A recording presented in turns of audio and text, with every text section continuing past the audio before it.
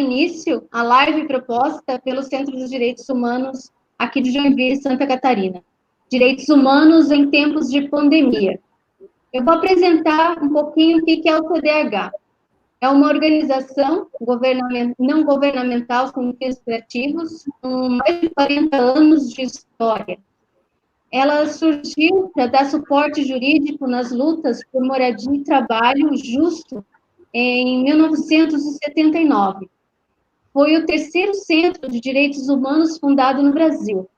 Ao longo dos anos, foi ampliando suas feiras e se adaptando às realidades que os contextos pediam e pedem. O CDH ele é coordenado por uma diretoria colegiada de 10 pessoas e um conselho fiscal de 3 pessoas. Tem sede própria em Joinville e os seus recursos vêm da contribuição dos seus filiados, de doações, de campanha, de campanhas de arrecadação, auxílios de entidades de cooperação internacional. A sua função é fiscalizar políticas públicas, então, por essa razão, ele ocupa algumas cadeiras nos conselhos do município e também no Conselho Estadual de Direitos Humanos. Tem um papel de formação, então são feitas atividades nos bairros e escolas, como ciclos de debates, e também tem a Escola de Formação Popular em Direitos Humanos. E uma outra função do CDH é dar suporte jurídico para as organizações e movimentos sociais. Lembrando que a sede, ela sempre serve de local para reuniões e de diversos grupos que se organizam. O CDH ele tem muitas parcerias que atuam na formação e defesa dos direitos humanos. Tem o reconhecimento nacional de utilidade pública, então a sua atuação tem essa visibilidade de importância. Ao longo de outras lives, nós vamos explicar quais são os projetos do CDH, as diversas bandeiras que a instituição está envolvida também, porque a ideia é que a gente faça outras lives além dessa, e ao longo dessas lives, nas próximas semanas, a gente pode apresentar um pouco mais do CDH. Então, a atividade de hoje, ela vai tratar de questões de direitos humanos de uma forma mais geral, no contexto da pandemia. Vamos trazer vários temas, explanar brevemente, e daí a ideia do colegiado, então, é continuar essas atividades online, para a gente poder aprofundar um pouco mais e refletir sobre os direitos humanos nesse tempo tão conturbado que está sendo esse tempo de pandemia. Hoje, então, nós temos algumas pessoas do colegiado aqui com a gente, né? Cíntia Pinto da Luz, advogada e assessora do CDH. Almir Ramalho, é professor de geógrafo e diretor do CDH. O Michael Jean Duarte, que é professor e também diretor do CDH. E o Luiz Gustavo Assali Rupp, professor e advogado aqui do CDH também. Então, cada um vai ter 10 minutos de fala, né? E nossa live, ela tem a programação de ir até as 20 horas e 30 minutos. Então, a gente vai tentar se esforçar ao máximo para manter esse tempo. Então, agora eu mando a palavra, né, entrego a palavra para a Cíntia, que ela vai falar sobre a criminalização da população e a responsabilidade do gestor público. Boa noite, Cíntia. Então, obrigada, Lisandra. Boa noite a todos os companheiros e todas as companheiras que nos acompanham ao longo desses 40 anos de existência da nossa entidade. Obrigada a todos e a todas aqueles que compartilham as ideias da preservação, das conquistas e da necessidade de ampliar a luta por direitos humanos, né? Nós estamos numa situação gravíssima, nunca acredito, pelo menos não nesse século, a gente enfrentou uma situação de tão alta gravidade como agora, né? A pandemia, o surto pandêmico que o Covid-19 trouxe em esquema planetário, ele está comprometendo a vida de cada um, de cada uma de nós, de uma forma extremamente impactante. E é necessário reconhecer que a grande maioria da população, dos trabalhadores, das trabalhadoras, das pessoas em geral, está, de fato, extremamente comprometida, né? E nós, enquanto uma entidade de defesa e de debates acerca do que representa direitos humanos e daquilo que ele pode oferecer para nós, enquanto cidadãos e cidadãs, é um momento muito importante para que a gente se posicione, para que a gente tenha voz, para que a gente coloque essas dificuldades nesse momento, né? Eu acredito que, no meio dessa crise, nós estamos tendo uma situação onde os direitos humanos aparecem muito mais, especialmente um momento em que tem muito a nos dizer sobre direitos humanos e quem são os sujeitos de direitos humanos, né? Quem é no país, inclusive em plano mundial, que necessita de que esses direitos humanos sejam efetivados, sejam comprometidos, sejam acessíveis a toda a população, né? O que, na verdade, a gente sabe que não acontece, né?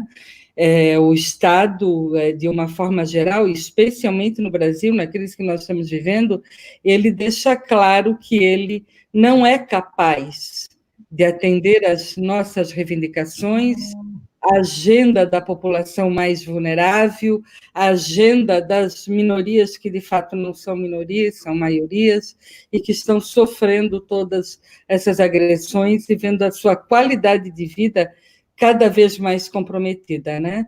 Então, aqui é muito importante que a gente reconheça que o Estado ele tem o dever de promover e de efetivar os direitos humanos. Não é nenhum favor que o Estado brasileiro faz através do governo federal ou através dos governantes em nível estadual ou municipal, não é nenhum favor aquilo que deve ser feito e também não está sendo feito para que as pessoas tenham condições de acessar políticas públicas que lhe garantam a qualidade de vida que é necessária para a gente poder continuar existindo, né? É bom a gente destacar aqui, eu acho que Maicon, Almir e Luiz Gustavo, eles vão trazer isso de uma forma mais individualizada, mas é bom destacar aqui que a gente está vivendo uma crise numa situação de total estagnação da economia brasileira e da economia mundial. Se nós não temos acesso a direitos, hoje, aqueles direitos fundamentais, constitucionais, nós já tínhamos isso de forma extremamente limitada antes do surto pandêmico. Isto é, nós temos hoje um sistema, numa lógica neoliberal, que nos impede de ser feliz. Isto é, nos impede de ter acesso à saúde, à educação, à segurança e por aí, a moradia e por aí afora, né? Por isso, nós acreditamos, especialmente nós, militantes do Centro de Direitos Humanos, militantes de direitos humanos, acreditamos que é necessário que as pessoas construam uma consciência política crítica, construam uma compreensão de que esse Estado ele tem que trabalhar de acordo com aquilo que as pessoas necessitam e não para privilegiar apenas algumas pessoas, apenas uma minoria, e passem a lutar por isso, passem a brigar por isso. Coisa que nós já estamos vendo, né? Estamos vendo nos países na Europa, nos Estados Unidos, as pessoas hoje nas ruas, a despeito dos riscos que correm, lutando pela questão racial em virtude dos últimos acontecimentos nos Estados Unidos. É evidente que as massas, as populações, as categorias organizadas ou mesmo não organizadas, elas vão às ruas lutar por aquilo que elas necessitam quando isso é imprescindível, é necessário, como está sendo o caso agora, né? Mas eu quero resgatar pelo menos dois aspectos onde a gente vê que o Estado falha, e não falha apenas porque há uma incapacidade de prover políticas públicas, mas falha porque é um Estado, quando eu falo Estado, refiro-me aos nossos governantes, aos agentes públicos, seja no executivo, no legislativo, que governam as nossas vidas, e até mesmo no judiciário, elas falham de forma deliberada, de forma criminosa, e impõem uma violência para a grande maioria das pessoas. E a gente vê isso de duas formas hoje. Primeiro, as filas para acessar o auxílio emergencial, o aplicativo que não funciona, pessoas que de fato necessitam disso e não conseguem, estão largados à própria sorte. E uma outra questão que eu destaco aqui como alta violação de direitos humanos é o fato de que a gente retoma as atividades para defender uma economia, coloca o transporte público nas ruas, abre o comércio, e aí a gente vê que isso não funciona. Primeiro, porque a economia não funciona se não tiver quem consuma. E segundo, o rompimento, o afrouxamento das medidas de flexibilização, de isolamento social, são feitas de forma criminosa, expondo a população pobre, a população trabalhadora, a população assalariada, a juventude nas ruas, dizendo que basta colocar uma máscara e usar o álcool gel, e que a população tem que fazer a sua parte. Isso é uma falácia muito grande, né? E eu acho que a gente tem que começar a trabalhar em cima da questão de que é necessário responsabilizar criminalmente todo e toda aquela gestor ou gestora que agir de forma omissa ou que tenha atitudes que nos levem a ter corrupção, má gestão de recursos e que contribua para aumentar os riscos de vida que as pessoas estão sofrendo na rua, né? Já começa a se delinear uma tese nos meios jurídicos populares, com lideranças, com pessoas que lidam com o tema, de que é sim possível enquadrar como crime contra a humanidade essas pessoas que no Brasil estão agindo dessa forma, esses gestores, esses parlamentares, estes juízes, aqueles promotores de justiça, aqueles segmentos que têm a autoridade e o dever de fazer cumprir a lei, porque a lei nos protege, o arcabouço jurídico que o país tem, seja em nível nacional ou em nível internacional, ele protege de bom tamanho os direitos humanos, e bastaria aplicar isso para que a gente pudesse ter uma situação diferente. Mas, a despeito de toda a legislação que temos, o que acontece é que as pessoas se locupletam do lugar aonde elas estão, da função que elas exercem, para humilhar, para constranger, para colocar em risco a vida das pessoas. E eu tenho certeza absoluta que isso trará consequências muito sérias para essas pessoas e que nós vamos poder estar cobrando, infelizmente, sobre a vida de muitas pessoas e vidas sufocadas pela falta de ar, porque essa é a morte que o Covid coloca para a pessoa que não tem atendimento médico especializado, que não tem acesso a um atendimento de qualidade, leva ela a essa situação. Então, nós vamos trabalhar aqui, finalizando, para que nós possamos, num futuro próximo e também não tão longe, desde já, estar responsabilizando as pessoas por aquilo que é sua função fazer e deixam de fazê-lo, não só por uma questão humanitária, mas porque está na lei, está designado na lei que deve fazer e faz-se diferente. Então, inicialmente é isso. Obrigada, Lisandra. Obrigada, Cíntia. Tempos difíceis, né? A pandemia mostra uma realidade realmente dura e que o povo tem que caminhar sozinho à mercê da própria sorte.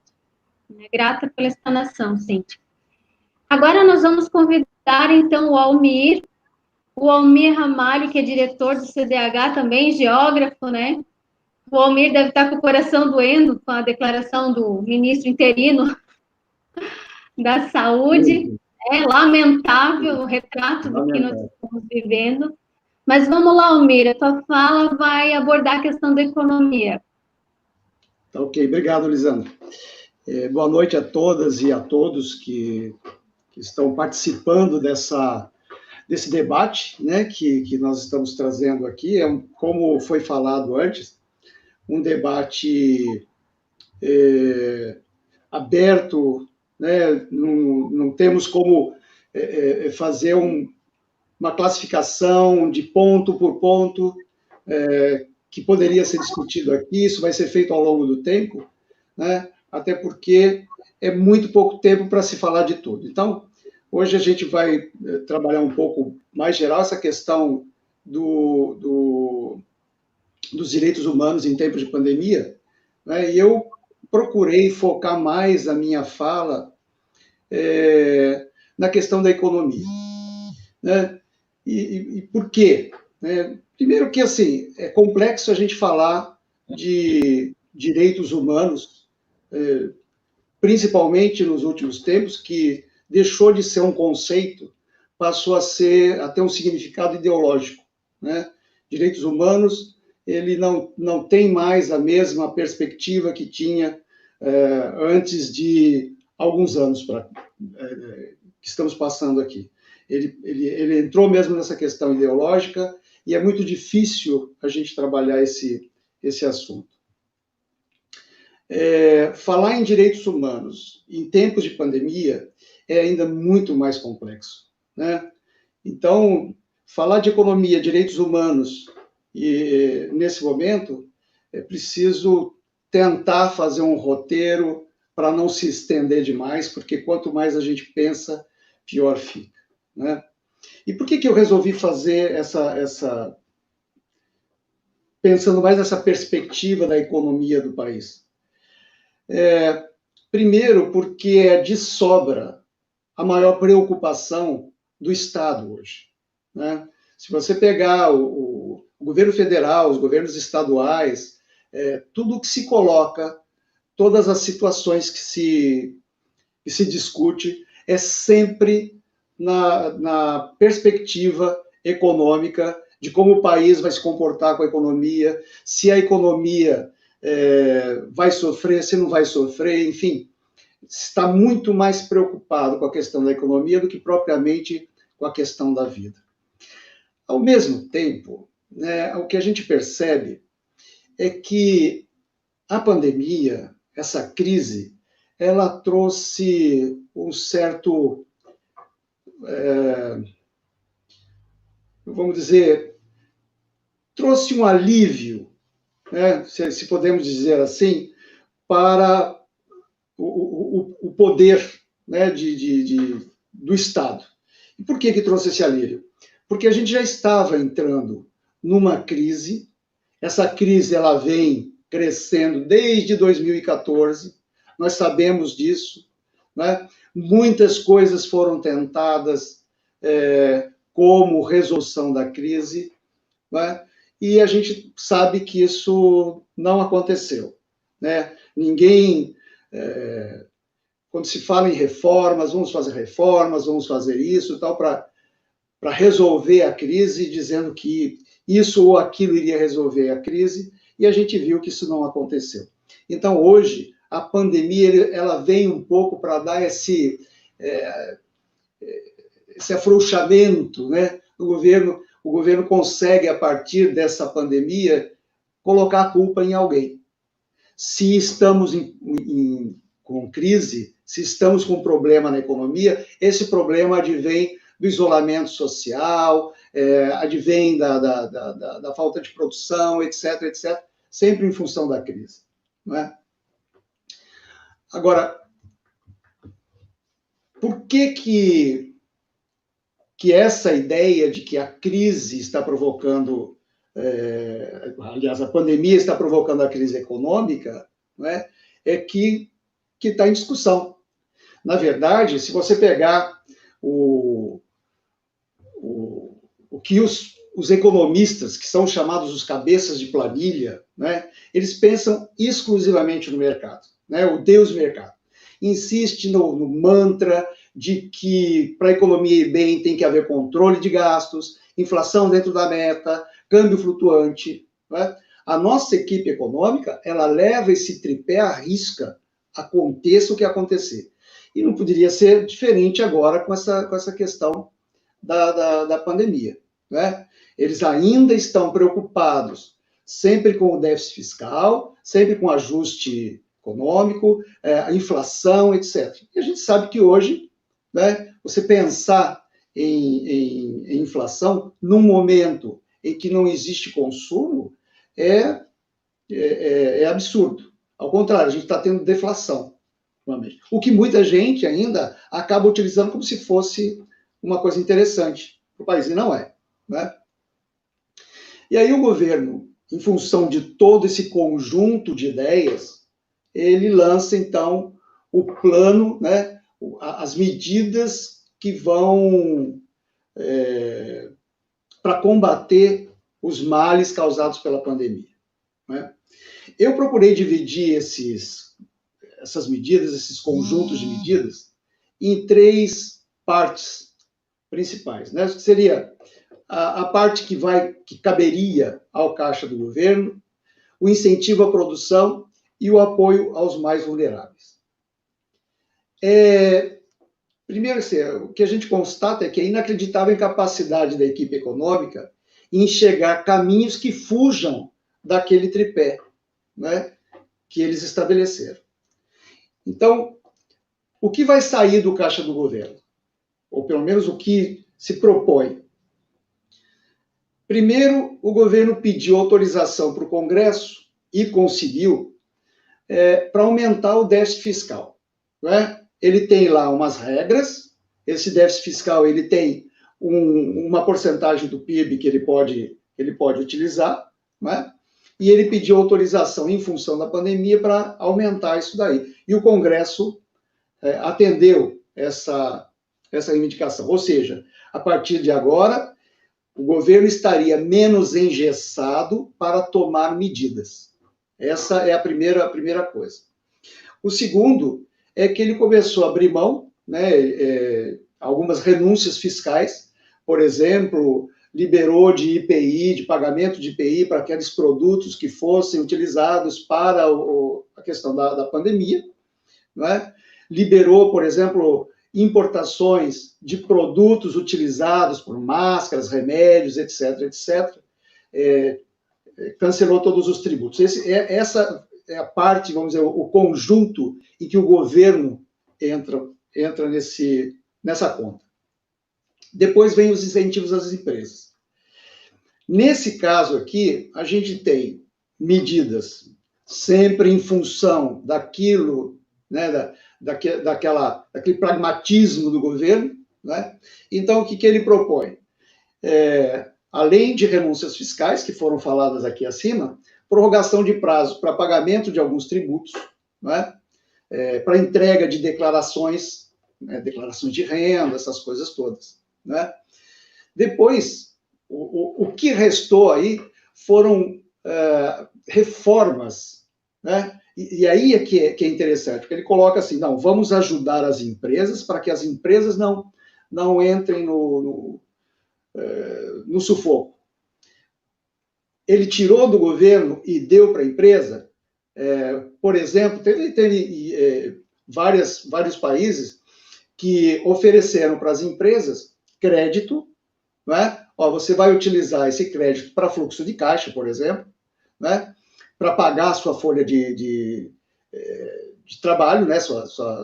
Pagar a folha, e o governo garante para você até 90% desse crédito. Ou seja, se a empresa tomadora do crédito, né, por acaso a pandemia se estende e ele não consegue refazer o caixa, o governo garante para ele. Isso alguns países fizeram. Aqui no Brasil, todas as medidas que foram tomadas para favorecer a empresa saiu das costas do trabalhador. Né? Se não vejamos, eles colocaram redução de jornada de trabalho com redução de salário, em até 70%. Né?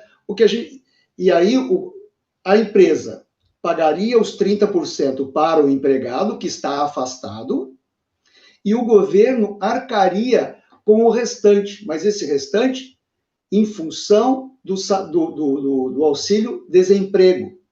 Então, o que está acontecendo hoje é que o empregado ele recebe 30% do empregador e a diferença desse valor com o que seria o auxílio-desemprego, o governo paga. Então, tem funcionário, digamos, que estava ganhando 2.500 e agora está tendo que viver com um valor bem menor. Né? Essa é a primeira coisa. Depois, suspensão em exigências administrativas no que se refere à segurança e medicina do trabalho. Né? Eu ver, tem mais aqui. São basicamente esses valores, né, que seria um alívio para as empresas, na verdade, vai estourar nas costas do trabalhador e não do Estado, no caso. Né? E depois, com relação ao apoio aos vulneráveis, foi uma coisa que foi exigida pela população, porque nós temos aí milhões de pessoas que são microempreendedores, que estão na informalidade, esse pessoal que está na uberização de trabalho, né, que certamente acaba sendo vítima, são as vítimas principais dessa crise. Então, o que o governo propôs? Primeiro, antecipação de 2 partes do 13º, né? Então, antecipa o 13º, que estava previsto para novembro e dezembro. Então, ele antecipou para os meses de abril e maio. Isso já estava na conta do governo para o ano, já estava no orçamento do governo para o ano. Né? Depois, antecipação do abono salarial, a mesma coisa, também já estava na conta.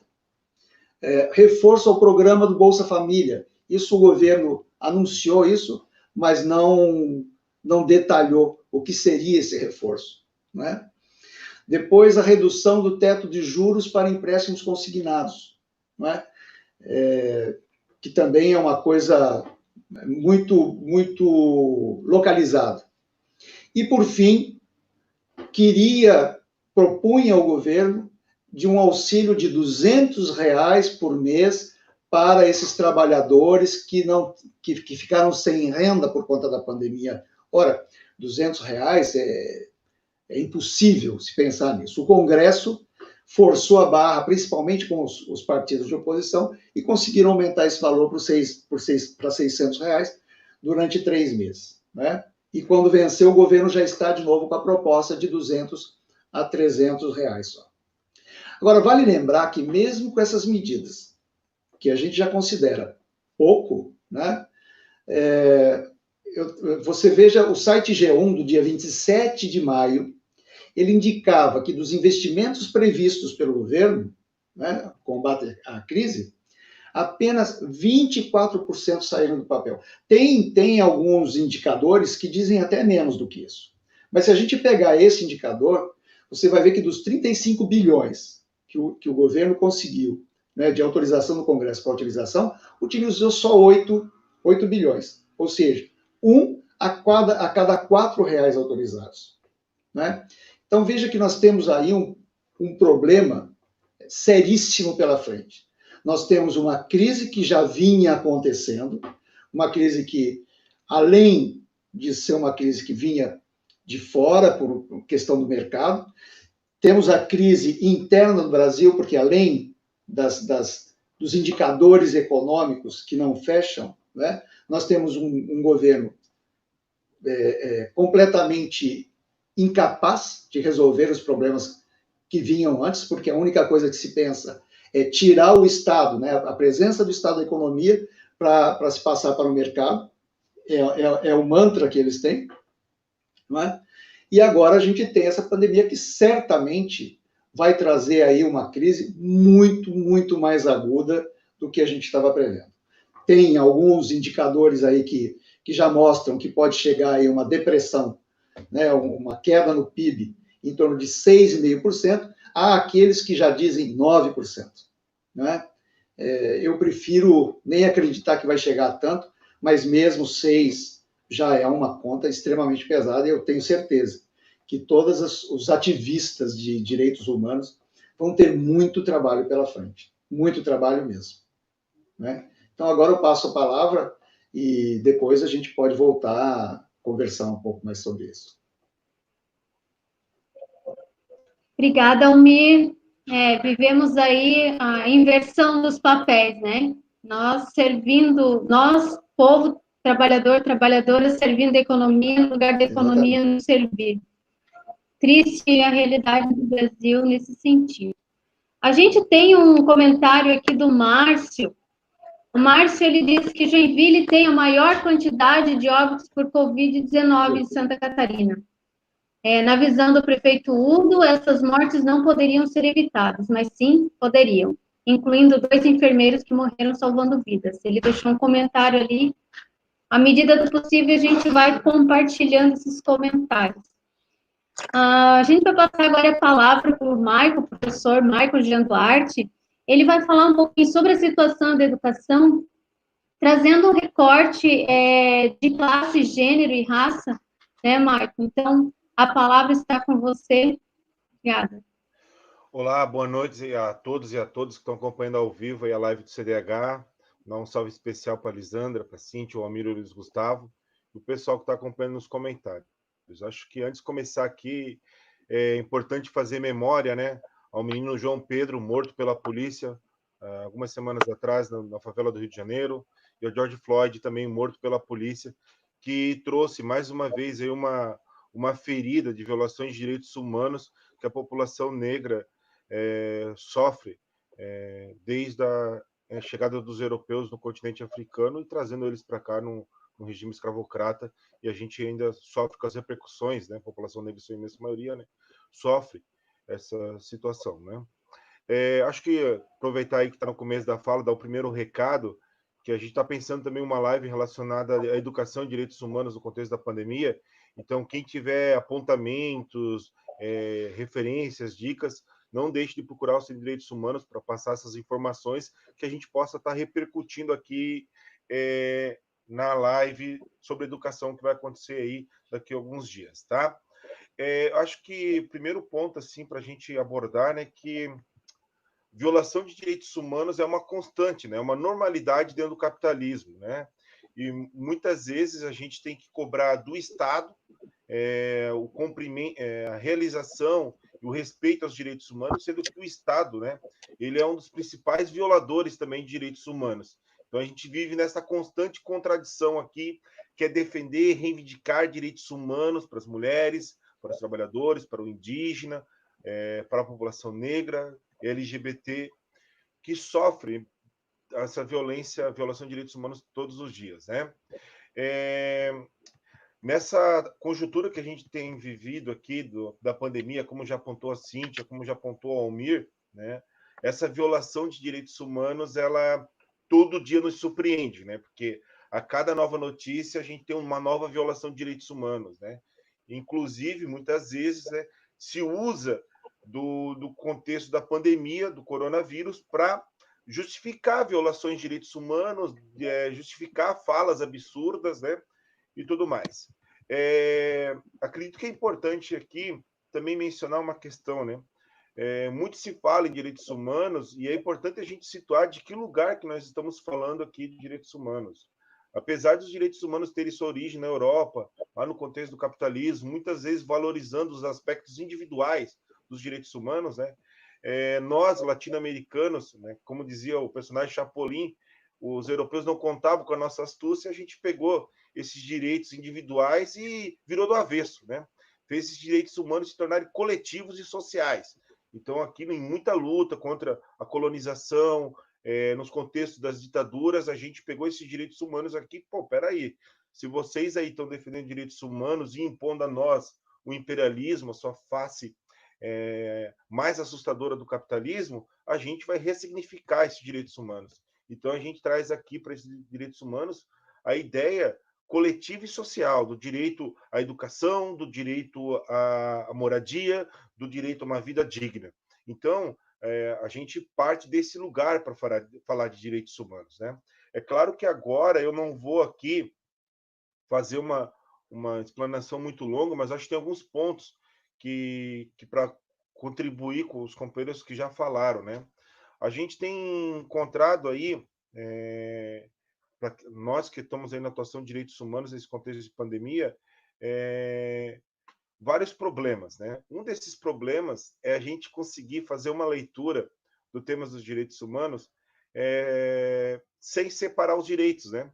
Porque a gente não está falando, por exemplo, do direito humano à educação sem ele estar relacionado também ao direito humano à saúde, à moradia, à assistência social, né? A uma vida digna, a um trabalho onde você tem os direitos trabalhistas minimamente respeitados dentro da lógica do capital, né?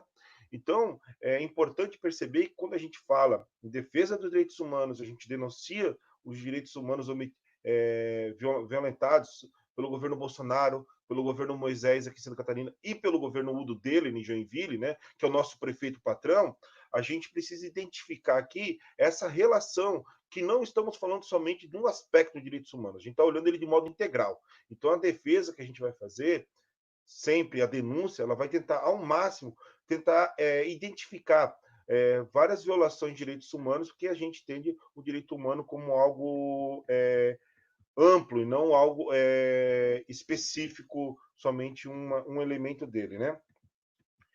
E é bem provável que quando a gente está fazendo essa live aqui, vários elementos para a conjuntura poderiam se somar, né? Por exemplo, quando a gente se preparava aqui, o Nasser, que é o nosso companheiro do colegiado aqui, trabalhador da saúde pública, trouxe a informação que hoje foram confirmados novos 65 casos de Covid-19 em Joinville, né? No terceiro dia de volta do transporte coletivo, né? Estamos há quase 2 meses do retorno das aulas, porque o indicativo é que a partir de agosto as aulas retornam, né? Algumas universidades privadas já estão falando, inclusive, no retorno da normalidade das aulas para breve.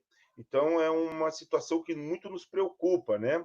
Como que vamos lidar aí para a classe trabalhadora que mora na periferia, que mora nos bairros e tem que se deslocar para os seus postos de trabalho, tem que se deslocar para os seus postos de estudo? Como que a gente vai lidar com essa situação? Tem um ponto que o Almir falou, que eu também tinha pensado aqui, de colocar, que é a questão do governo, aí, seja na esfera federal, estadual e municipal, aproveitar da onda da pandemia, né, da situação da pandemia, para barbarizar as violações de direitos humanos, né? E aí tem uma ativista de direitos humanos e jornalista canadense, a Naomi Klein, ela tem um trabalho bem interessante numa obra chamada Doutrina de Choque, né? Que ela fala que nesses contextos, né, de grande crise, seja ambiental, econômica ou até mesmo de saúde, né, o neoliberalismo se aproveita desse estado que a gente fica meio estado de um choque, né? Que a gente fica com medo, que a gente fica com medo do desconhecido, que é o coronavírus. A gente é estimulado constantemente para fazer a nossa parte, né? Todos nós temos que contribuir frente ao coronavírus, né? E aí estabelece também um moralismo muito grande, né? E quando a gente fala em moralismo, é um moralismo verticalizado, de cima para baixo, colocando que a gente tem que fazer a nossa parte, tem que ser solidário, é fato, temos que ser solidário. Mas o modo como está se colocando nesse cenário, que parece uma doutrina de choque, não está se pensando saídas coletivas para os problemas, né? Porque a gente vê que as soluções que estão surgindo para lidar com a questão do coronavírus são soluções privadas, são soluções que partem de uma lógica de uma economia neoliberal. Por exemplo, os hospitais de campanha que são montados por meio de organizações privadas, né, no setor da saúde. Na questão da educação, que é o setor que eu trabalho, né, a gente vê também, por exemplo, nessa questão da implantação dos sistemas EADs, da educação à distância, né, a gente vê também, mais uma vez, quem está com o sorrisão largo nisso aí é a iniciativa privada. Eu não estou nem falando, né, das escolas que já existem do sistema privado de ensino no Brasil. Eu estou falando de empresas, né, que desenvolvem uma série de programas, tem uma série de medidas para a introdução e já estão aí batendo nas portas para vender os pacotes para os governos, né? E aí, por exemplo, nessa situação da pandemia, a gente é obrigado a entrar meio que no sufoco aí para resolver como dar aula, né? E aí a gente está usando plataformas como o Google, plataforma da Microsoft, que são iniciativas privadas que vão, de alguma maneira, já hegemonizando as alternativas de educação. Enquanto a gente não tem pensando tecnologias, que a gente tem que usar essas tecnologias, é claro, mas a gente não está pensando saídas tecnológicas que sejam de um ponto de vista popular, seja de um ponto de vista do código aberto, que não tenha propriedade privada, que seja do controle público, desde a sua produção, mas também a sua aplicação, né? E muitos professores, por exemplo, na iniciativa na rede pública, têm sido chamados, convocados, aí entra aquela coisa do choque lá, né? Para contribuir, né, de fazer a sua parte frente a esse cenário. É claro que nós temos que fazer a nossa parte. Porém, a participação do professorado, são os relatos que a gente tem ouvido, especialmente na rede pública municipal aqui de Joinville e também na rede estadual, é que a voz do professorado que vai se somar a pensar as saídas para os problemas da educação no contexto da pandemia, elas simplesmente são pro forma. Né?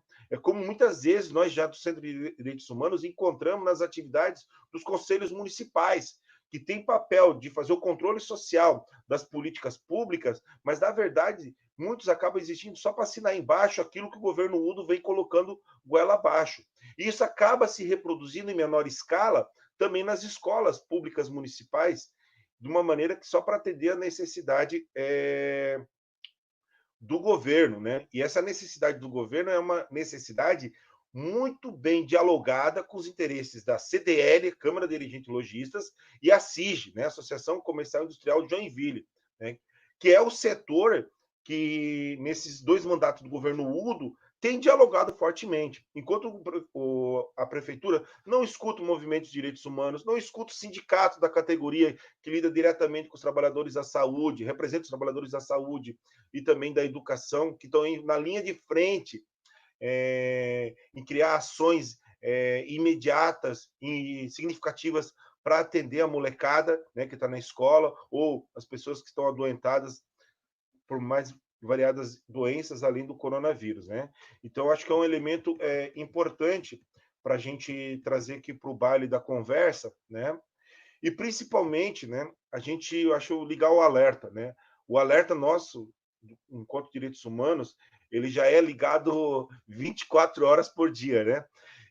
Mas trazer um alerta, porque nessas ações a gente vê muitas coisas sendo empurradas, né? Na esfera federal, a gente teve recentemente a ministra Damares, né, anulando as 300 declarações de anistia de ex-presos políticos no contexto da ditadura militar, que nós, do Centro de Direitos Humanos, lutamos, né, mesmo a lei de anistia ser totalmente atravessada e favorecendo, inclusive, os torturadores, né, os violadores de direitos humanos no contexto ditatorial brasileiro de 64 a 85, né, a gente teve agora a medida que sai hoje, né, uma medida provisória, que agora tem 120 dias para ser votada na Câmara, do ministro da Educação, o Weintraub, de poder nomear os reitores das universidades, alegando que não há condições de fazer uma eleição nas universidades, porque a pandemia impede o encontro e tudo mais, né? E aqui a gente tem o ato de lavar as mãos do Moisés, né? Quando libera para prefeituras a autonomia para voltar ou não para o transporte coletivo, ou quando voltar à educação, né? Aí é uma jogada que muito mais eleitoral para manter essa imagem do bolsonarismo do bom moço, né? Que de bom moço não tem, porque tem duas coisas que não dialogam aí, ser bolsonarista, atuar numa perspectiva de violação de direitos humanos e ser bom moço não dialoga, são campos extremamente opostos, né? E abrindo mão para o Udo Deller, né? Udo Deller, empresário histórico aqui da cidade, da empresa Deller, que em toda a pandemia não parou a produção, né? Desde o princípio, né, esteve muito preocupado em atender às demandas empresariais dessa cidade, né? Como bem lembrou o Movimento Negro na quarta-feira passada aqui em Joinville, no seu ato Vidas Negras Importam, né? Joinville é uma cidade racista, né? E aí é isso que a gente vai ver. A gente vai ver um diálogo muito forte nos interesses econômicos, né? E na reprodução de várias formas de preconceito. Principalmente porque quem mais sofre nesse contexto de pandemia é a população pobre e periférica, né? E Joinville não deixa de estar dentro desse quadro, apesar das agências de turismo venderem a imagem que nós somos europeus, né? A gente está na América Latina, nós somos uma cidade com a maioria da população, tem a maior presença negra no estado de Santa Catarina, né?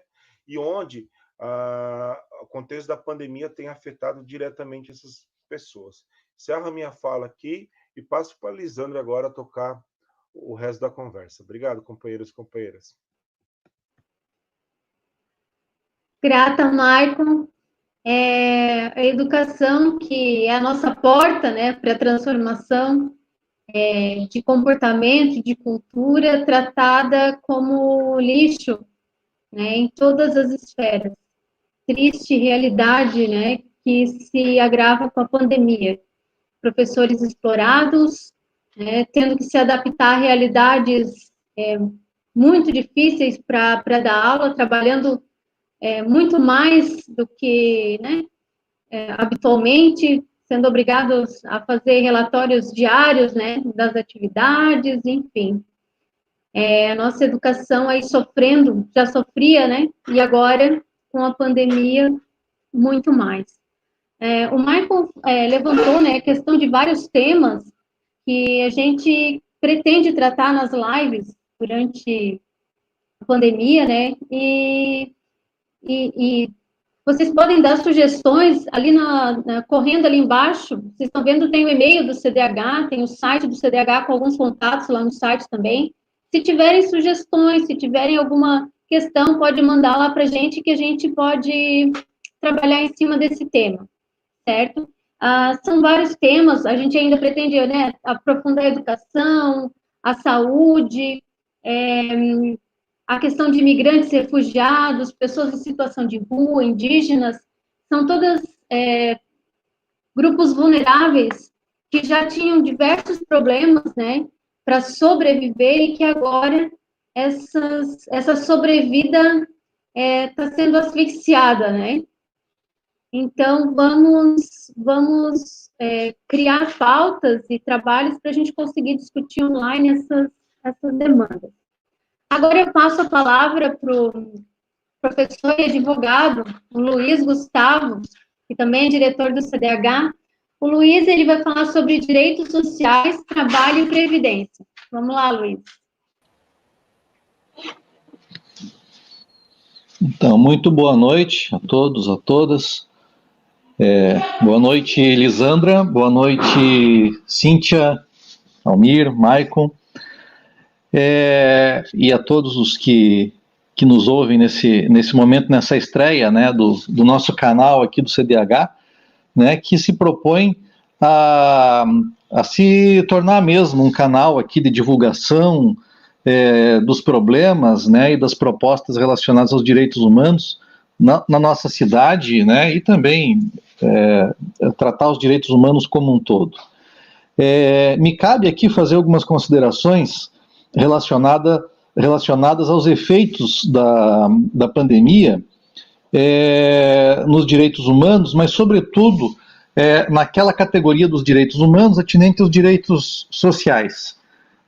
Porque os direitos sociais, como o direito do trabalho e a própria questão da saúde, da educação, o direito à previdência, tudo isso também compõe o conteúdo dos direitos humanos, né? Então, além daqueles direitos individuais, né, os direitos de liberdade, nós temos também todo esse conjunto de direitos sem os quais não há que se falar em dignidade da pessoa humana. Não há vida digna, né, sem que os direitos sociais, assim como os direitos individuais, sejam efetivamente implementados. E, claro, né, quando se fala aqui em direitos sociais, e aqui eu vou me concentrar nos direitos trabalhistas e nos direitos previdenciários, nós sabemos que antes ainda da pandemia, a classe trabalhadora brasileira vinha sofrendo, não só no Brasil, esse é um fenômeno que acontece, né, no mundo inteiro, o sistema capitalista é mundial, é global, os trabalhadores vinham sofrendo já há algum tempo constantes ataques no que diz respeito à supressão de direitos, né? Então os governos vêm aplicando essas políticas de austeridade, né? Acho que o Almir já explicou bastante a respeito disso, e nessas políticas de austeridade sempre entra, né, essa ideia de que os trabalhadores devem pagar a conta, né? Então, quando se trata de política de austeridade, significa ampliar, né, a liberdade econômica e, ao mesmo tempo, suprimir direitos trabalhistas, quer dizer, reduzir as despesas, né,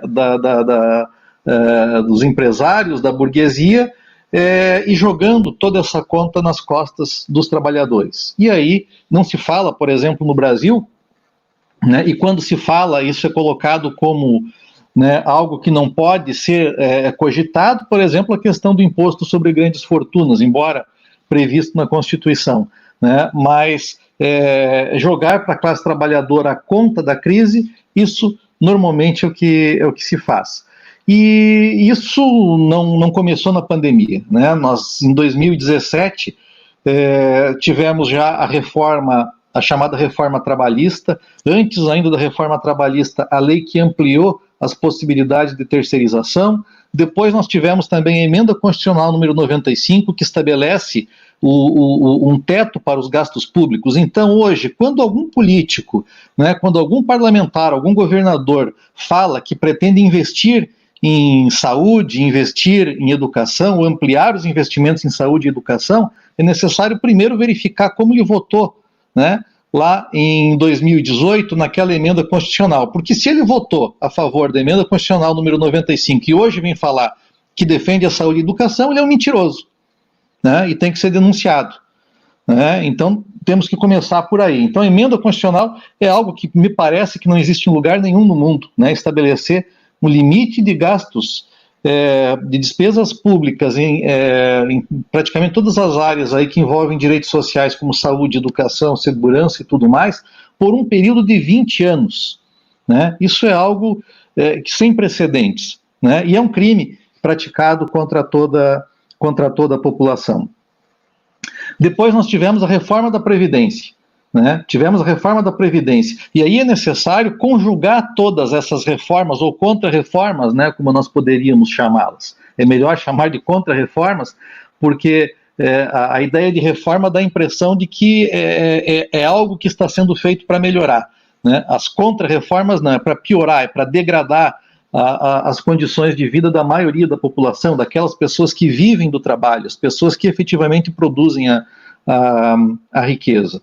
E conjugando a reforma trabalhista com a reforma da Previdência, nós vemos o seguinte: a reforma trabalhista, ela sobretudo flexibiliza os direitos, as relações de trabalho, né? Reduz os direitos trabalhistas, amplia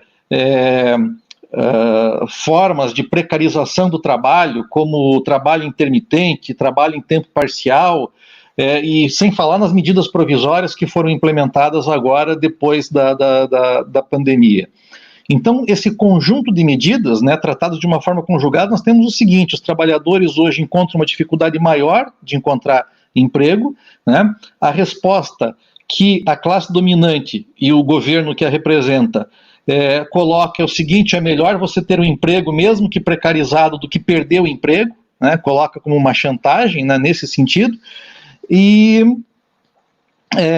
além disso, reduz o acesso aos sistemas de proteção social, com a emenda constitucional número 95, e coloca uma quantidade cada vez maior de trabalhadores disputando um número menor de vagas no mercado de trabalho, porque se você amplia o tempo para se aposentar, significa que aquela pessoa com mais idade vai ter que disputar o mesmo posto de trabalho com pessoas mais jovens, né? Então, quer dizer, nós criamos uma situação extremamente caótica, nós estamos vivendo um processo de regressão para o século XIX.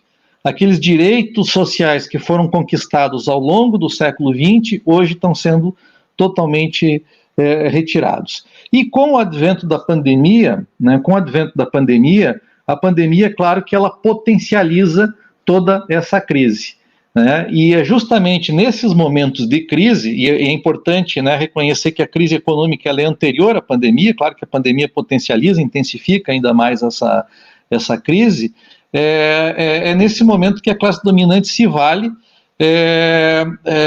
no sentido de ampliar a superexploração contra os trabalhadores. Como quem diz, agora chegou o momento para flexibilizar ainda mais as relações de trabalho, né? Agora chegou o momento para impor um maior corte de gastos. E é claro que, se nada for feito, se não houver nenhuma reação por parte da população, tudo isso que está sendo retirado nesse período de pandemia não será reposto posteriormente, porque as coisas não acontecem assim, no momento de crise os trabalhadores são obrigados a se sacrificar e depois, num período de crescimento econômico, né, nós teremos uma bonança, os salários vão aumentar, os direitos vão ser ampliados. A gente sabe que não é isso que nós sabemos que não é isso que ocorre.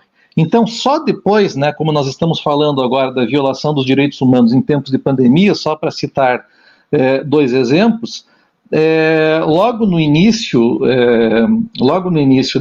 desse processo, o governo apresentou uma medida provisória 927, estou colocando aqui apenas alguns exemplos, que descaracterizava a contaminação pelo coronavírus como doença profissional, né? Isso foi afastado depois pelo Supremo Tribunal Federal, mas logo em seguida veio uma outra medida provisória, 936, né, que o Almir até falou alguma coisa a respeito dela, por exemplo, no que diz respeito à suspensão do contrato de trabalho, né, por um prazo de 60, 90 dias, com redução de até 70% do salário, e o mais incrível de tudo, mediante acordo individual, ou seja, sem passar pelo sindicato, né? O Supremo Tribunal Federal depois, e isso agora está em discussão, essa medida provisória em discussão no Senado agora essa semana, mas o Supremo Tribunal Federal depois reformulou um pouco essa medida provisória, dizendo que esse acordo individual depois deve ser chancelado pelo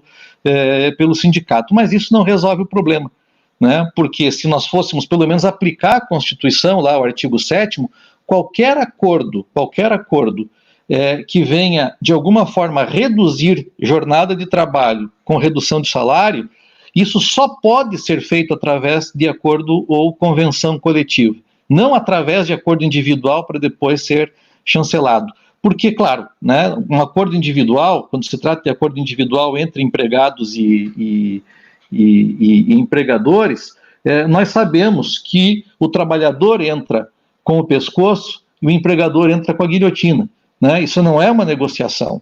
Né, isso nunca é uma negociação. Né? A negociação é exatamente essa: o que você prefere, perder direitos, reduzir o salário ou ir para a rua, né? Ou morrer de fome, né? Mais ou menos era isso que se colocava lá no século XIX, quando não existia direito de trabalho, e é isso que está voltando hoje, né? Não que tenha sido muito diferente um tempo atrás, mas hoje volta com força total.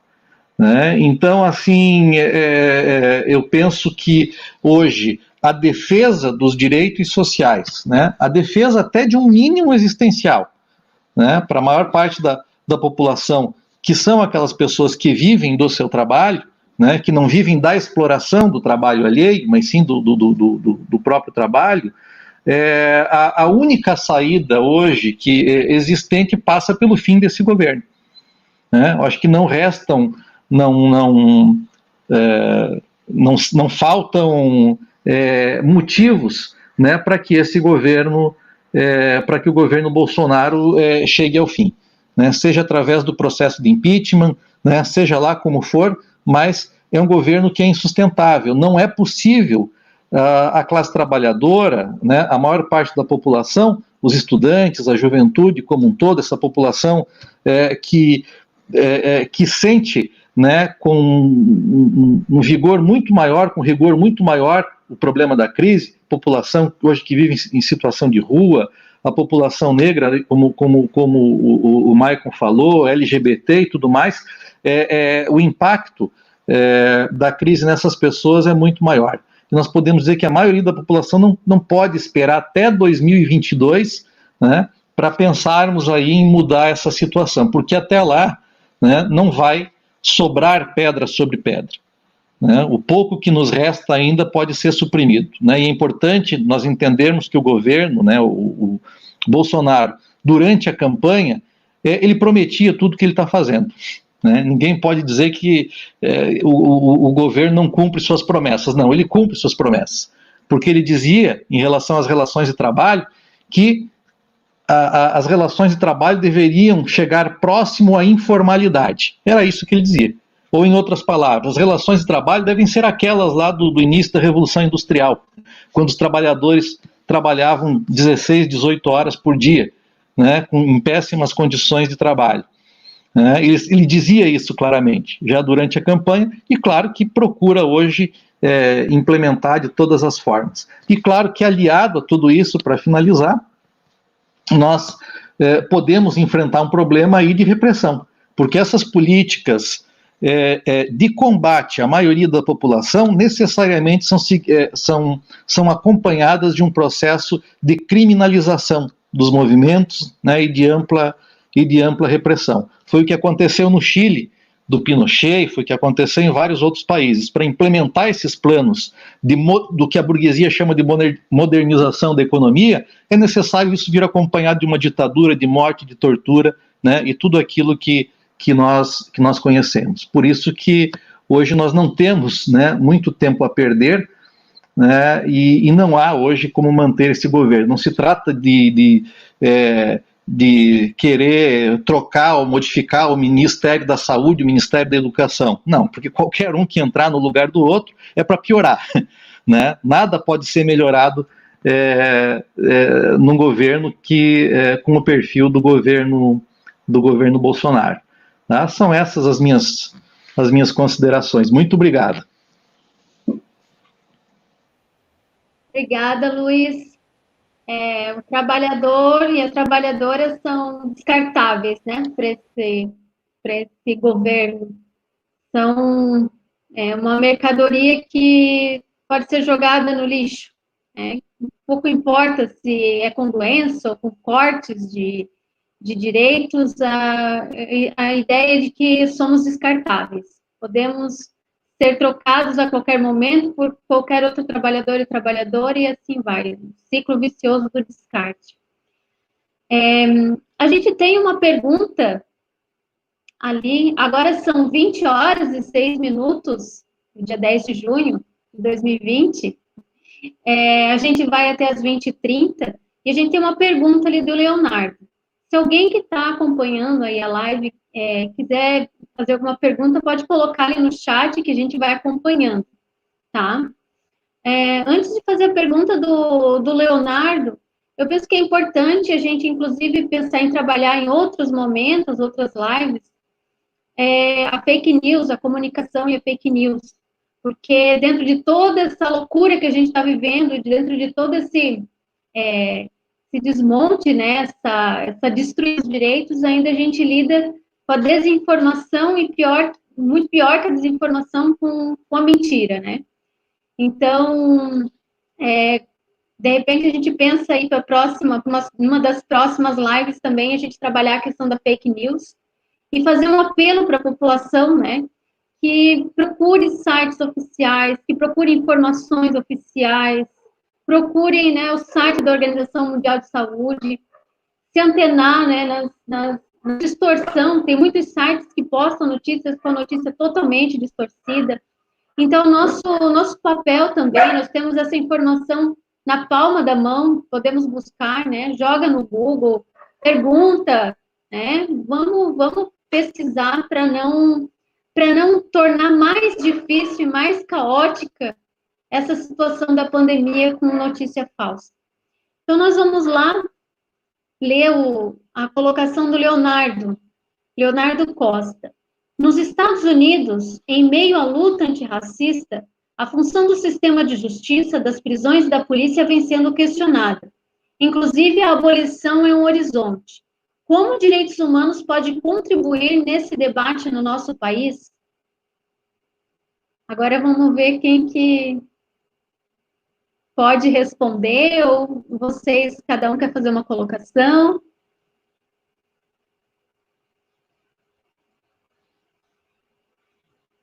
Maicon, que levantou, abordou o tema.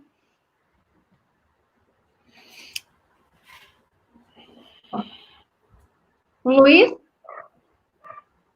Pode falar, Luiz. Sim. Então, só né, tentando, na verdade, o Leonardo faz aqui um comentário, né, sobre a situação que ocorre nos Estados Unidos, né, a luta antirracista, né, e a forma como a prisão, como o sistema de justiça enfrenta esse problema. Eu quero só colocar aqui alguns, né, uma questão aqui mais geral, depois eu acho que os outros companheiros aqui podem complementar um pouco melhor esse problema. Nós temos que compreender o seguinte, né, dentro dessa questão do racismo, né, que nós poderíamos fazer um debate muito longo, né, que infelizmente não cabe aqui nesse espaço, mas o racismo, né, tal como nós conhecemos, esse racismo estrutural, ele surge de fato concretamente, ele é um produto da escravidão, mas ele surge após a escravidão e ele tem um aspecto extremamente funcional, né, tanto nos Estados Unidos quanto no Brasil. Né, ou seja, que é o de marginalizar efetivamente a população negra, né, não permitir que a população negra seja incluída na sociedade. E o Estado exerce um papel, né, importantíssimo. É importante compreender, né, e aí eu parto de uma visão marxista a respeito do Estado, é que o Estado existe em razão do capitalismo. Não há capitalismo sem Estado e não há Estado sem capitalismo.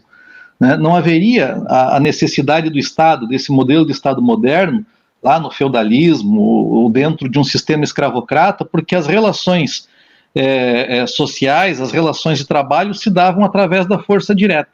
Né? E com o advento do capitalismo, nós não temos mais o exercício da força direta, nós temos um contrato, entre aspas, de trabalho, né? E aí é necessário de ter esse ente, né, essa forma política que media essas relações, mas que concretamente existe para garantir, né, a exploração da classe dominante. Sendo uma sociedade, né, como nós vivemos em uma sociedade dividida em classes sociais, existe classe que explora e existe classe explorada. Né? Não há que se falar em sociedade de classe sem luta de classe, sem esse antagonismo de classe. Então, o que o Estado, né, o que o seu sistema de justiça faz nos Estados Unidos de uma forma, o faz também aqui no Brasil. Né? Qual é a população efetivamente mais criminalizada? Né? A Cíntia conhece bem essa questão do sistema prisional. Quem efetivamente compõe, né, a população do sistema carcerário? Né? E olha só, no Brasil, hoje o Brasil é a terceira maior população carcerária do mundo, são mais de 840 mil pessoas presas no Brasil, isso é um absurdo, né? E é um número que há mais ou menos 20 anos atrás era algo que não chegava a 100 mil, né? Então a população carcerária ela foi extremamente ampliada e nós temos então um processo de criminalização. Né? E quando aqui o Leonardo fala, né, em abolição, nessas propostas abolicionistas, é importante a gente verificar exatamente qual é a função desse sistema de justiça, qual é a função do sistema prisional. A única função que eu sei que não é a de gerar segurança pública ou segurança jurídica. Essa nós sabemos que não é. Que se fosse assim, né, os índices de segurança pública no Brasil teriam melhorado muito, de 10, 20 anos para cá, com a quantidade de pessoas presas, né, que existe, e que E é justamente nesse sistema prisional, aonde se percebe aí sim o que há de pior em termos de violação, o que há de pior em termos de degradação das condições de vida das pessoas, né? Ali, digamos, é o fim, né? As prisões representam, digamos, o fracasso, né? Representam um fracasso de uma sociedade, né? Então, esse aumento da população prisional, né, é algo que também precisa ser combatido, e daí, claro, a importância dessas políticas rumo, né, ao abolicionismo. É isso. Pode, Cíntia, vai lá. Evidentemente, eu faço minhas as palavras do Luiz Gustavo, né? No aspecto da questão da criminalização das pessoas pobres, né? Se nós fizermos uma visita ao presídio regional de Joinville, nós vamos ver que lá só tem pessoas pobres, homens e mulheres pobres, e principalmente os jovens, né? Então, de fato, o Estado ele constrói os sistemas, e um deles é o sistema de justiça, que é aquilo que lhe dá sustentação, né? Aprisiona as pessoas que não têm condições de pagar grandes advogados, grandes escritórios, isso é, de despender dinheiro, recursos, para obter uma justiça eficiente, né? E isso não passa só pelo caminho de ter ou não dinheiro, tem que estar diretamente conectado aos grandes, tem que ter poder político para poder ser beneficiado, inclusive em decisões judiciais, né? Então, isso é muito grave. Com relação à questão da polícia, eu creio que duas coisas têm que ser enfrentadas de imediato no país. Uma delas é o fim, especialmente da polícia militar, e uma modificação total nas polícias de uma forma geral, né? Pegando o exemplo, a polícia militar, porque ela é a que mais mata no Brasil, não há como reformar uma polícia como essa. Ela tem que ser absolutamente extinta e se retomar um outro sistema onde a população não seja mais o alvo, não seja mais o corpo que encontra aquela bala perdida, né? Porque, inclusive, as balas perdidas, elas só pegam pessoas pobres e, principalmente, pessoas negras, pessoas periféricas, né? Não há eventos de se trabalhar da forma como se trabalha no meio das comunidades, em bairros de alta classe, né? A polícia não age no Morro do Mocotó como age em Jurerê Internacional, tá? A gente vê isso todos os dias, né? E um outro aspecto que eu levanto é o fim da guerra às drogas. A guerra às drogas, ela serve apenas para criminalizar novamente as pessoas pobres, né? É uma falácia muito grande, um tratamento policial para a questão das drogas, enquanto nós deveríamos ter, sim, uma política de saúde pública para o problema das drogas. As drogas, evidentemente, são um problema, como o álcool é um problema no âmbito, por exemplo, da violência doméstica, né? O álcool é o maior fomentador da violência doméstica. E a gente acha que está tudo bem poder comprar a cachaça, a cerveja, a bebida e fazer uso dela do jeito que bem entender e não arcar, inclusive, com a responsabilidade sobre isso. Então, é necessário que se enfrente isso. Nós temos hoje decisões judiciais que colocam um jovem de 18 anos com uma pena por tráfico de 5 anos, por exemplo, com uma buchinha de maconha, né? A gente não consegue enxergar, não, nós conseguimos, né? Os gestores, os governantes, o sistema não consegue enxergar que esse jovem, com certeza, ele vai reproduzir toda a violência que ele recebe, por exemplo, dentro do sistema prisional, né? Então, acho que a polícia tem que extinguir e tem que recomeçar do zero. Essa polícia, ela está, salvo, é claro, aquelas pessoas que estão na categoria, que exercem a função, mas que são pessoas que via de regra, não são a maioria, né? Salvo esses exemplos, o sistema está comprometido como um todo, né? A impunidade é uma coisa muito grande, né?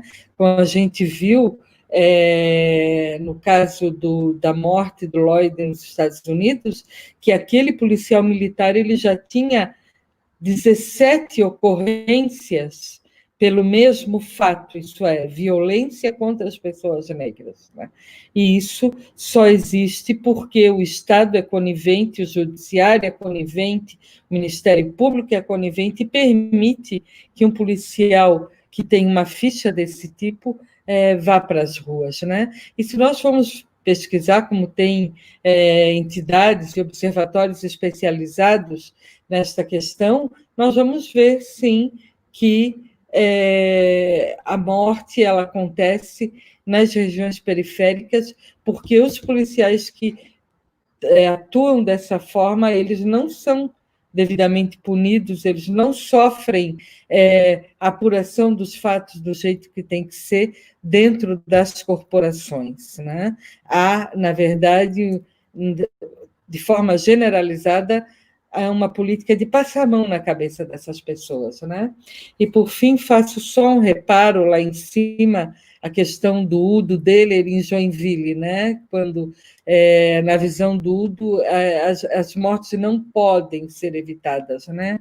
Olha, eu espero que prefeito e todos aqueles que se alinham nesse pensamento, como o Udo Deller deixou claro pela imprensa, sejam responsabilizados criminalmente, principalmente criminalmente e civilmente, isso é, botando a mão no dinheiro das pessoas, dos gestores que cometem esse tipo de crime, porque é um crime dizer que a morte ela é inevitável. Eu espero sinceramente e vou trabalhar para isso, que essas pessoas sejam criminalmente e civilmente responsabilizadas pelos desmandos que elas cometem na gestão pública.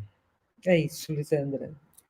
Gostaria de fazer um apontamento, né? Tem aquela velha canção lá do século XIX, internacional, quando ela fala que a lei do rico Estado encobre, né? Já está bem aí já um indicativo desse Estado como tem como papel oprimir e aí a polícia, né? É um aparelho fundamental nisso.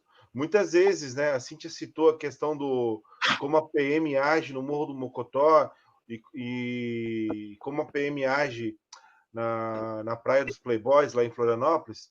É importante também a gente perceber que isso não é um fenômeno das capitais, né? No interior do Brasil, a gente vê essa violência policial muito forte, né? Vamos lembrar, por exemplo, aqui em Joinville, né? O policial que acabou matando lá na Guarda do Embaú o surfista Ricardinho já tinha uma denúncia de violação de direitos humanos quando agrediu um adolescente, né? Por volta dos 14, 15 anos, num jogo de futebol do Joinville Esporte Clube, aqui na entrada do estádio da Arena, né? Onde, inclusive, o CDH estava fazendo esse acompanhamento, a Cíntia fez esse acompanhamento. E esse policial foi afastado para serviços administrativos, mas em afastamento foi colocado para trabalhar como P2, né, o policial de investigação, numa manifestação contra o aumento da tarifa do transporte coletivo, né?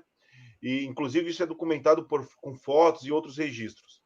É a mesma polícia militar que, quando faz batida policial às 6h30, 7 horas da manhã, no Residencial Trentino, aqui na Zona Sul, entre o bairro Itinga e o bairro Bênavo, revista crianças de 7, 8, 12 anos que estão saindo de casa para ir estudar na escola municipal ao lado do Trentino, né? Revistam essas crianças, abrem as mochilas, né? Ou seja, a infância periférica, ela é criminalizada por esses aparelhos repressivos do Estado, né? Então a gente sente um cheiro muito forte aqui da morte na mão da polícia. A gente sente um cheiro muito forte desses cães de guarda da burguesia, que eles são isso.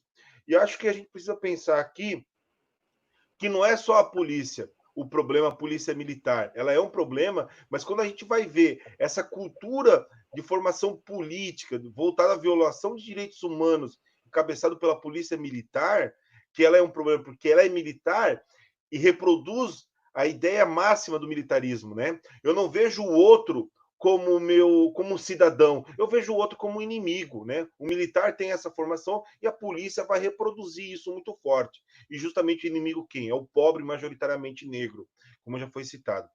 E aí, quando a gente pensa a guarda municipal, por exemplo, será que a guarda municipal é uma alternativa para o modelo de polícia militar que a gente tem um outro problema, né? Porque essa guarda municipal, por exemplo, que nós temos em Joinville, ela reproduz muito da postura política da polícia militar em relação aos mais pobres, né? Ela usa de truculência com a juventude, que usa os espaços públicos como um local de sociabilidade e lazer, especialmente a juventude LGBTQI+, que frequenta locais como o Parque das Águas ou a Praça do Mage, do Museu de Arte, aliás, o museu abandonado pelo prefeito Udo, né?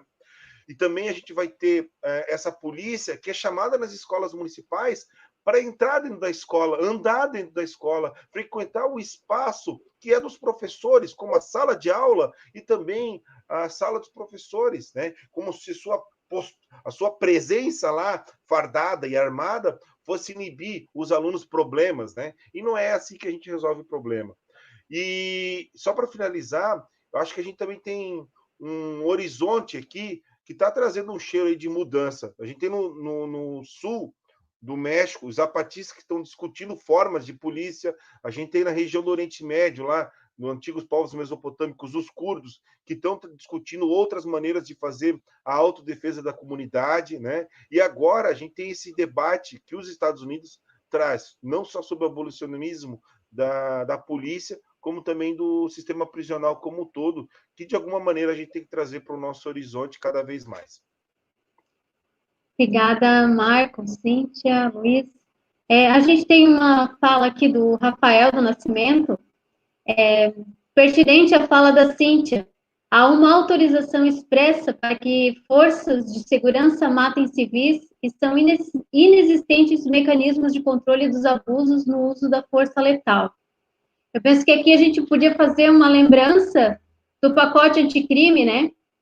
Esse pacote anticrime que acaba assinando embaixo de todas essas mortes e dando carta branca também, né? Para todas essas violações, né, de direito que a polícia militar comete. Então, ela tem carta branca para isso, né? Nós estamos aí em 20 horas e 26 minutos, então eu penso que a gente podia partir para, né, para finalização. Eu gostaria de agradecer, né, ao colegiado do CDH, a vocês que estiveram agora, né, dispostos para fazer essa live hoje, a nossa live piloto. Eu penso que correu tudo bem. Agradecer também o pessoal que está lá no grupo acompanhando, agradecer a Lisete Elmer, que está ali no suporte, né, olhando os grupos, encaminhando os links, né, e daqui para frente, né, nas próximas semanas, a gente vai preparar novas lives, novos trabalhos para a gente poder partilhar, né. Então, passo aí a palavra para vocês se despedirem. Acho que começa comigo, né? A gente agradece a todos que nos ajudaram a construir esse momento, né? Especialmente a Lisandra, que foi especial, né? Montando todo o esquema e dando todo esse apoio técnico e principalmente o apoio político dela, né? Para que a gente possa estar caminhando consonância com as nossas posições e possa estar ajudando, né, a contribuir. Eu só gostaria que lembrar que o Centro de Direitos Humanos está atendendo através de WhatsApp. A Lisete pode colocar ali o número do WhatsApp que o CDH está utilizando para a gente estar atendendo o público que nos procura, né? E, mesmo com dificuldades, a gente deseja a todos nós, temos muita força para lutar e para derrubar esse sistema que nos oprime, nos escraviza e controla a vida da maioria de todas as pessoas nesse país. Boa noite a todos. Eu também quero agradecer a todos, né? Especialmente aos colegas, a Lisandra, que proporcionou esse momento de reflexão, de discussão. Eu acho fundamental esse tipo de discussão, porque, como os colegas, né, os companheiros aqui, todos lembraram algumas estruturas que têm que ser demolidas, totalmente demolidas, para que outras possam surgir no local. Mas isso não poderá ser feito se não tiver o acompanhamento de toda a população. Eu acho fundamental isso, porque quando a gente fala que tem um sistema que está corroído, que está comprometido, não podemos esquecer que a sociedade ela encara esse sistema como o único possível, né? Isso é fundamental que todos nós tenhamos clareza de que tudo que nos é apresentado não é a única forma de se fazer. Eu fico imaginando, se você coloca para a grande maioria da população a extinção, por exemplo, de uma polícia militar, se não houver uma discussão ampla e que esse conhecimento todo chegue a todos, né, para que eles possam olhar e enxergar um outro caminho possível, não será possível, né? Isso é fundamental, que as pessoas comecem a perceber que há saídas, né? E eu acho que esse espaço, essas discussões, é que promovem essa visão de que é possível outro caminho, né? Eu acho isso fundamental. Então, eu acho que esse espaço, essas discussões, eu acho que devem continuar a existir, devemos todos, né, trabalhar por isso, porque é assim que a gente consegue construir um novo caminho. Obrigado a todos e boa noite.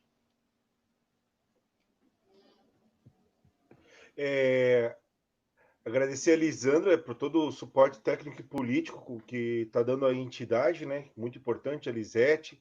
Mandar um abraço especial aqui para a Irma. Estamos com saudade de estar com ela. Muita saudade mesmo. Não vou ficar falando muito, senão eu vou acabar correndo uma lágrima aqui. Todo mundo vai chorar. Que é uma pessoa fantástica, que nos inspira, né? E também aos demais companheiros e companheiras que compõem o colegiado aí.